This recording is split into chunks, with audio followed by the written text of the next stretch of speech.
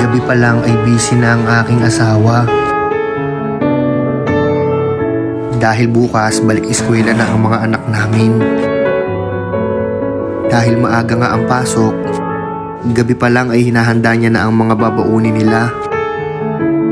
Habang ako naman ay tagahatid sundo ng mga anak namin. Puro babae kasi sila kaya natatakot ako bilang ama.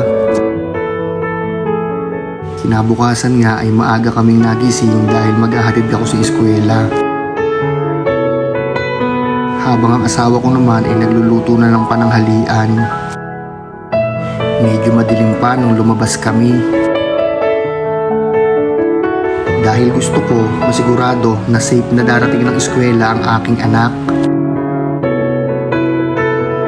Ngayon, naintindihan ko na yung nararamdaman ng mga magulang namin dati.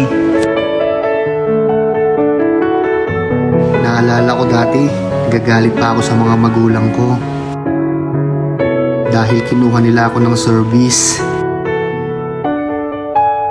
Pero ngayon na may anak na ako, ngayon ko lang naiintindihan kung anong nararamdaman nila. Ayaw lang pala nila akong mapahamak dahil gabi ang uwi ko noon. Ganito pala ang pakiramdam kapag magulang ka na, no?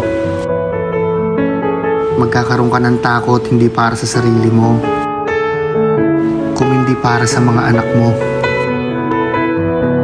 Takot ka nang makagawa ng mali dahil sila ang iniisip mo sa bawat gagawin mo. Nahatid ko na nga ng safe ang anak ko sa school.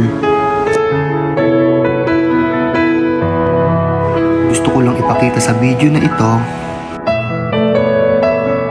na saludo ako sa lahat ng magulang na handang gawin ang lahat para sa anak nila at pamilya.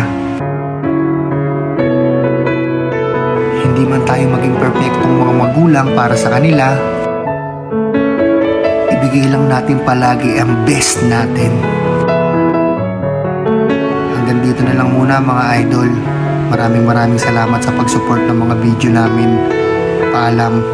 Hi guys! Sa lahat nga pala ng gustong magpa-shoutout sa amin ni Mami Abon, kasi yung iba hindi na namin nasa-shoutout kasi sa domang daming nagme-message sa amin. Ayun, i-comment nyo lang dito sa comment section ang inyong mga pangalan at isa-shoutout namin kayo sa aming next video.